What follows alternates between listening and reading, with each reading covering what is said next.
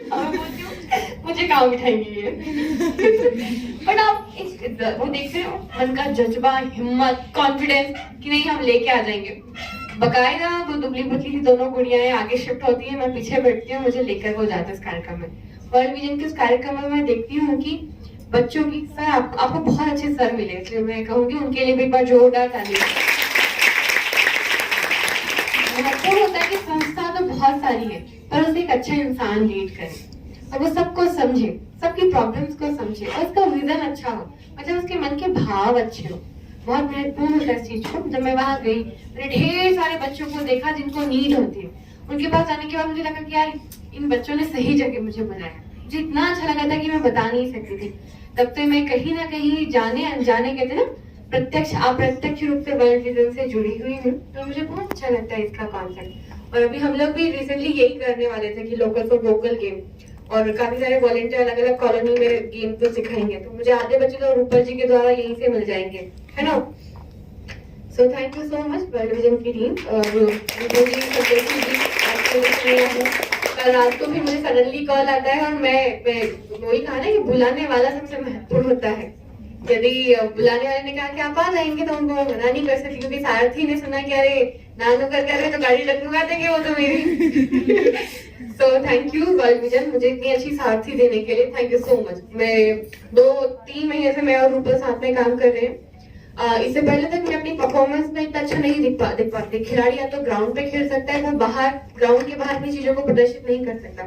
पर यदि मैं कहूँ कि मेरी पूरी चीजों को दुनिया को दिखाने में इस समय पूरा रोल जो अदा कर रही है वो रूपल जी कर रही है, और उनके काम के लिए मैं तारीफ करती हूँ कि उनका आपने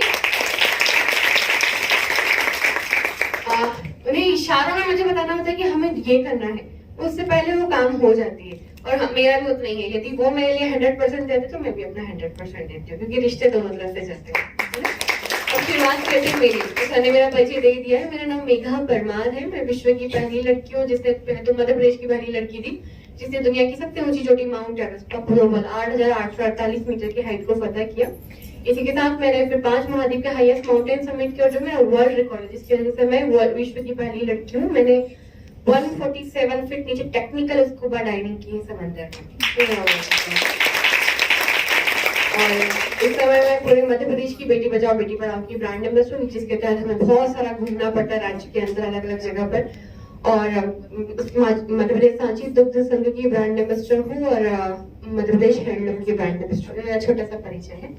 और हम सब अब तालियां अंतर में बजाएंगे हम इकट्ठी, ठीक है, कि मैं केवल 10 मिनट का समय लूंगी। तो जैसे हम सब मध्यम वर्गीय परिवार था, जैसे सर ने अडानी अंबानी जी का नाम लिया था।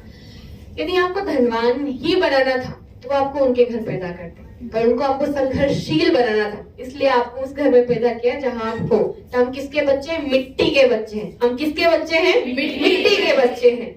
और मिट्टी के बिना क्या पेड़ उग सकता है? नहीं। तो बस हमेशा गर्व कीजिएगा, आप जहाँ भी जिस भी परिस्थिति में पैदा हुए, आप किसके बच्चे हैं? मिट्टी के बच्चे। मैं गर्व से बोलती हूँ कि मैं छोटा सा गांव भोजनगर है, मेरे पापा खेती बाड़ी करते हैं, किसान, और मैं गर्व के साथ कहती हूँ कि मैं किसान की बच्ची हूँ, क्योंकि मुझे दिखाना था ऊपर वाले को कि संघर्ष क्या होता है, गोबर कैसा होता है, मिट्टी कैसी होती है, शहर जाने में कितने संघर्ष होते हैं, 2 अचार की रोटियों को चुपड़ के कैसे जाना होता है, ये सब संघर्ष जरूरी था, तब जाके मैं माउंट एवरेस्ट चढ़ पाई। तो आप सबको यदि कि जिस जगह पैदा किया उसकी बहुत बड़ी वजह होगी।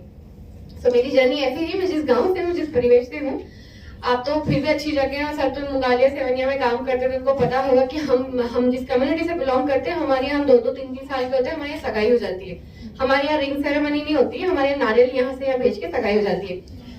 हमारे यहाँ लड़कियों को 12वीं सबको पास कराई जाती है, क्योंकि रीजन ये होता है कि हमारे यहाँ सरकारी सम्मेलन होता है और जात का सम्मेलन होता है, तो वो मार्कशीट मांगी जाती है कि लड़की बालिग है क्या। तो हम सब 12वीं पास करते हैं, क्योंकि हमें दिखाना होता है कि हाँ मैं बालिग हूँ। तो इसलिए हम सब 12th करते हैं अधिकतर। और आपको उसके बाद सपने भी वैसे ही होते हैं, जैसे मेरे सपने थे कि बस मेरे को रात से बर्तन नहीं मांजना है और घर में फ्रिज होना चाहिए, इसके अलावा मेरा कोई सपना नहीं था। और मेरी जो हमारे घर में बहनें तब तक आती नहीं थी जब तक कि भाई नहीं आता है। ओके, तो मेरी 6 बुआएं हैं, हम 12 बहनें हैं। और जहाँ मेरा गाँव है वो बहुत ही पिछड़ा हुआ इलाका है। आप ये समझ सकते हैं कि रोड अब जाके बनी है कुछ साल पहले वहां तक। यदि आपको जाना भी होता तो घुटन घुटन गड्ढे गारे में जो कहते हैं ना मिट्टी, उसमें होना होता था। और मेरी बाकी की पढ़ाई जो 12वीं तक हुई वो मेरे मामा साहब के घर हुई है। जब आप दूसरों के घर पर रहते तो आपको फ्रिज में से एक टमाटर लेने से पहले सोचना पड़ता है ले या नहीं ले। कई बार आपको बहुत भयंकर रोना भी आता है, अभी भी आता है कहीं कहीं, तो रो नहीं सकते तो क्या करोगे, तो मैं अलमारी खोल के उसमें मुंडी डाल के रोती रहती थी। फिर मैं घर पे नहीं बता सकती थी कि मुझे बुरा लग रहा है, या मैं उनको नहीं बता सकती थी कि मुझे बुरा लग रहा है।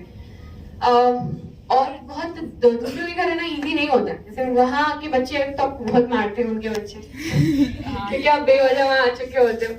दूसरा मेरे साथ एक इंसिडेंट हुआ था कि मेरे मामा साहब के घर मैंने छोटी थी मैं 10 साल की, मैंने उनका बॉर्नविटा का डिब्बे में से बॉर्नविटा डाल के ग्लास में घोल के पी लिया था। दूसरे दिन वो बॉर्नविटा का डिब्बा तान पट्टी के ऊपर पहुंच गया था। वो मेरे जीवन का पहला और आखिरी दिन था, मैंने आज तक बॉर्नविटा को टच नहीं किया मेरी जीभ से। तो जीवन में कभी तुम्हें किसी चीज को जब यहाँ हर्ट कर जाए ना, तो इस लायक बनना कि उसको खरीद के तुम पहन सको या कर सको। तुम्हें कार से कोई हटा दे या किसी भी चीज से, तो वो आप उसको बोलना मत, लगने देना और तुम अंदर वैसे बनना।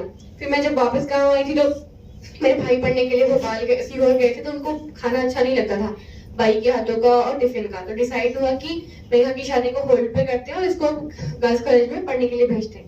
गवर्नमेंट गर्ल्स कॉलेज से मेरी जिंदगी बदली, क्योंकि छोरी उनका कॉलेज था, तो घर वाले भेज दिया। छोरा हम तो है ही नहीं वहाँ पे, तो बिना टेंशन की वजह से है कि भेज देंगे वहाँ की जगह। तो मैं गवर्नमेंट गर्ल्स कॉलेज में ही मेरे जीवन को बता, जब मैं वहाँ आई थी। रोक दीजिएगा भैया, फेक स्टोरी रही है।